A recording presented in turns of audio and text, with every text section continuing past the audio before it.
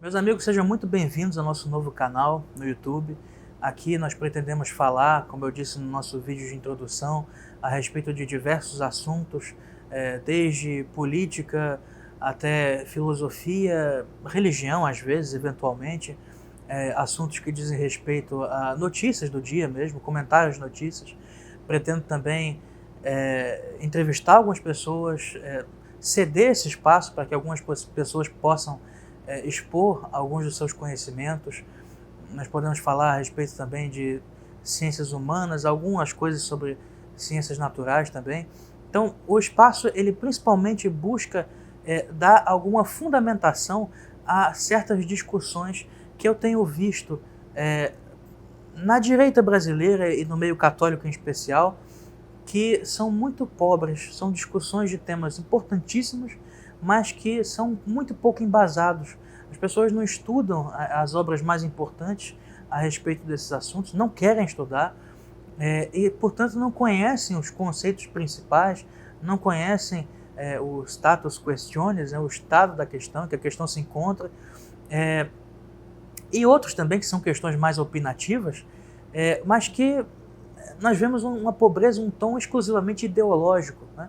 Político partidário mesmo, em que as pessoas buscam apenas convencer o outro da sua própria opinião, mas que não têm um interesse realmente em conhecer a verdade, ou em pelo menos a ter uma opinião um pouco mais bem fundamentada, né? Fundamentada na realidade, que é o mais importante.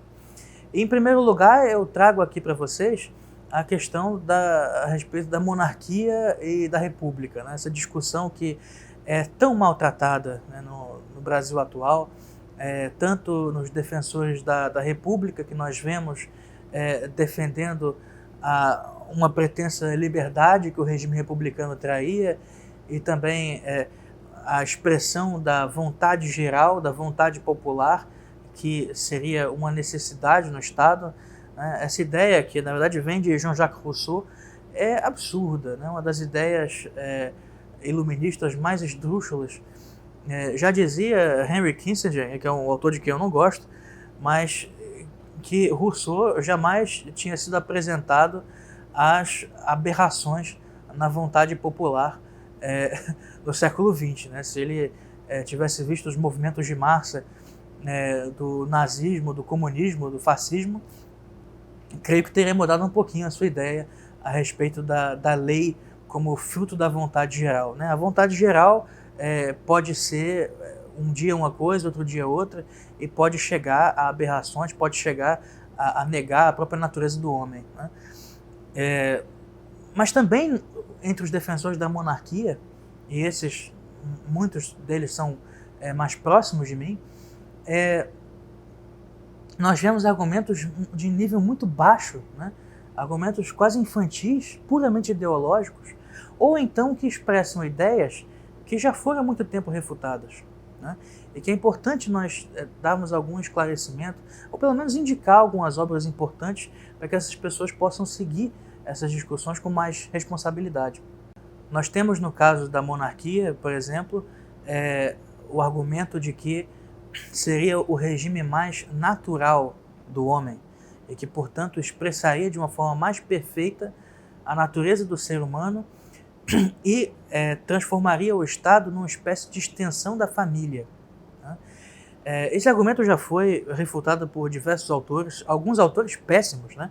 Como, por exemplo, Cesare Beccaria, né? O autor do Tratado dos Delitos e das Penas, um iluminista, mas que refuta isso e creio eu, com alguma eficácia. O próprio Rousseau também chega a debochar desse argumento no seu discurso sobre a origem da desigualdade entre os homens, que aliás é um texto risível, mas ridículo, mas que às vezes acerta algumas coisas. Realmente isso não é um argumento. Né? As famílias são a origem de qualquer organização estatal. Né? A família ela é o fundamento histórico da polis. Né? A própria polis grega ela surge como agrupamentos de famílias, né? Os gêneros. Então, nós temos agrupamentos familiares que vão aos poucos sedimentando uma espécie de convívios com base nos costumes. Isso vai criando regras próprias regras de convivência que mais tarde se transformam em leis. Então, o Estado ele nasce da família isso é qualquer regime, né? Tanto regimes monárquicos como regimes aristocráticos, regimes republicanos, né, democráticos, todos, né, têm origem na família. E a democracia, né, o que se chama hoje de democracia, a república, não estaria se distanciando da origem familiar do Estado de maneira nenhuma, né? A não ser que nós estejamos falando das democracias modernas, né, e do Estado todo-poderoso que busca esmagar a família, enxergando-a como uma espécie de autoridade intermediária entre o Estado e o indivíduo, né? E aí interessa a certos grupos econômicos e políticos muito poderosos destruir a família para exercer um controle mais tirânico sobre o indivíduo. Mas isso nós estamos falando sobre um aspecto, um momento específico da história da nossa civilização. As repúblicas não foram sempre assim, né? Nós temos repúblicas que foram, inclusive, profundamente cristãs. Por mais que tenham gerado problemas também, e todo regime político gera problemas, nós tivemos na Idade Média inúmeras repúblicas italianas, alemãs, as cidades livres também alemãs, no Sacro Império Romano Germânico, e todas elas eram estados confessionais. Embora esse nome não fosse muito usado ainda, eram estados confessionais, né, católicos. Então, qual seria o problema, né? A monarquia, não é necessário ser monarquista para ser católico. Isso é um erro que muitas pessoas cometem e defendem a monarquia ideologicamente, como se fosse uma consequência necessária da fé católica. Ora, a única consequência necessária está posta na bula famosíssima, que vocês vão me ver citar outras vezes, com perdão da repetição, a bula Unam Sanctam, do Papa Bonifácio VIII, né? Que na sua disputa de poder com Felipe o Belo da França, afirma, e isso aí é uma coisa que a igreja sempre disse, né, faz parte da doutrina da igreja, que o Estado, ou seja, o poder político, deve estar a serviço do poder religioso. Isso não significa que a própria igreja exerça o poder político, é claro que não, mas ele está ordenado. O poder temporal está ordenado ao espiritual, né? E deve ter como fundamento último a salvação das almas. Isso é o que afirma Santo Tomás nessa obra aqui, tão importante, tão conhecida, do Reino, né? Que nós temos aqui uma tradução recente, né, do Carlos Nogueira, na qual ele discute em termos estritamente filosóficos, sem apelar à teologia, sem apelar à autoridade da doutrina, mas ele explica que crê ele que a monarquia é o sistema de governo mais eficaz, porque o governo de um só é mais eficiente do que o governo de muitos. E estabelece ali diversas razões para isso. Mas é só uma argumentação filosófica mesmo, né? E diz ele também que o Estado, né, o poder político, deve ter como fim último a salvação das almas, né? Não é ele que vai promover essa salvação, claro, que faz isso é a igreja, mas ele deve contribuir, ele deve direcionar os homens a isso. E por meio das leis, as leis têm uma função eminentemente educativa. As leis devem melhorar os homens, né? E isso nós sabemos até mesmo por parte da filosofia pagã, a filosofia de um Platão, de um Aristóteles, que também sabia a mesma coisa, né? Aristóteles, na sua política, ele separa, né, os 3 tipos de governo: o governo monárquico, governo aristocrático e governo republicano. E para cada uma delas, ele vai elencar uma forma decaída, depravada, uma forma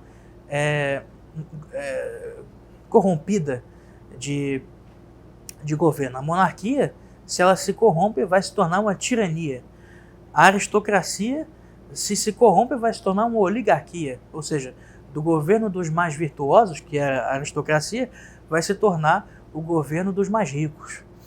E a república pode degenerar em democracia. Democracia, para ele, é o poder irrestrito das massas, que vai naturalmente, isso aí a experiência dos séculos nos mostra, né, o quanto Aristóteles estava certo, Na democracia, ou seja, no poder irrestrito da plebe, o demagogo, a figura do demagogo, vai assumir uma projeção cada vez maior, e o demagogo vai transformar, vai converter, direcionando a vontade popular, dirigindo a vontade popular, vai transformar a democracia em uma tirania.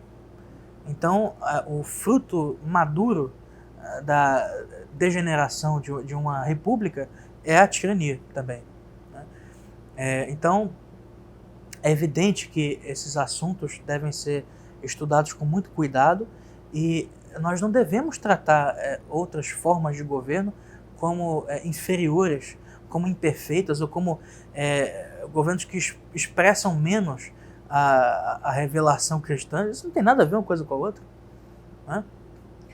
A única coisa que nós temos é o necessário serviço, né, subordinação do poder temporal ao espiritual. Isso aí é verdade. Isso é a doutrina da igreja. Mas que uma república possa ser extremamente cristã e que possa estar a serviço do poder espiritual é evidente, e já houve muitos que estiveram no passado. Também há o argumento de que a monarquia expressaria de forma mais perfeita, esse argumento é muito comum nos conservadores de tipo mais ideológico do período da Restauração, do governo da Restauração na França, e aparece até hoje em dia, e nós vemos representantes do conservadorismo brasileiro repetirem isso, o argumento de que a monarquia expressaria mais perfeitamente a forma como Deus rege o universo. Ora, aqui eu devo citar um outro autor que eu não tenho, pelo qual eu não tenho muito apreço, que é o Eric Voegelin, né? Mas que nesse caso eu acho que ele está certo, quando diz que esse espelhamento entre a ordem cósmica, né, e a ordem social política é algo próprio de civilizações primitivas, é o que ele chama de sociedade cosmológica, né? Nós podemos argumentar, mas por que o Estado deve expressar mais perfeitamente a forma com que Deus rege o universo? Deveria, né?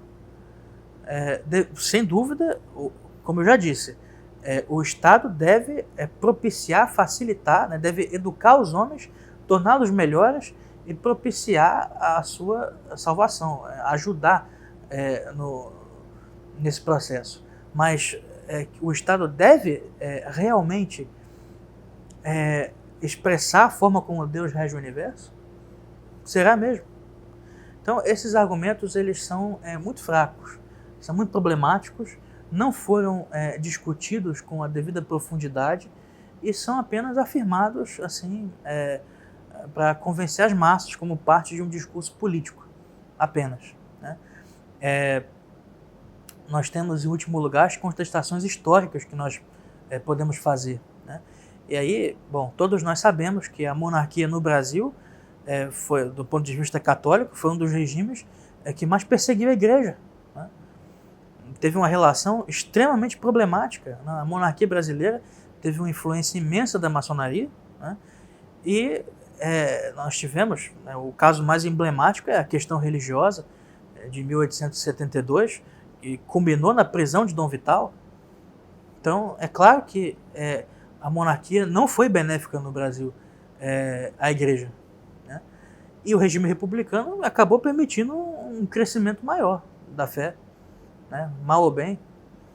Isso quer dizer também que a república seja essencialmente boa? Claro que não, né? Isso significa também que a família real brasileira continue com essa influência da maçonaria? Isso eu francamente não sei, mas nós sabemos que a partir da princesa Isabel houve claramente uma conversão da família real e se torna cada vez mais católica. Mas seria assim nos dias atuais também? Também não quero fazer acusação nenhuma, mas seria mesmo prudente nós defendermos, assim, em termos práticos mesmo, em termos pragmáticos, seria prudente nós defendermos o movimento monarquista no Brasil atual, né? São dúvidas que eu deixo para vocês nesse nosso primeiro vídeo e espero que nós tenhamos muitos outros que nós possamos também esclarecer e trazer mais luzes a algumas discussões que acabam se tornando mera repetição de argumentos estéreis, se nós não estudarmos, se nós não buscarmos o embasamento. Muito obrigado, meus amigos. Eu peço que vocês se inscrevam no nosso canal, que deem like no vídeo, que compartilhem o vídeo, que procurem divulgar essa nossa iniciativa que está apenas começando e a parte de uma iniciativa muito maior que aos poucos nós vamos desenvolver aqui com muito trabalho e com muito gosto. Muito obrigado.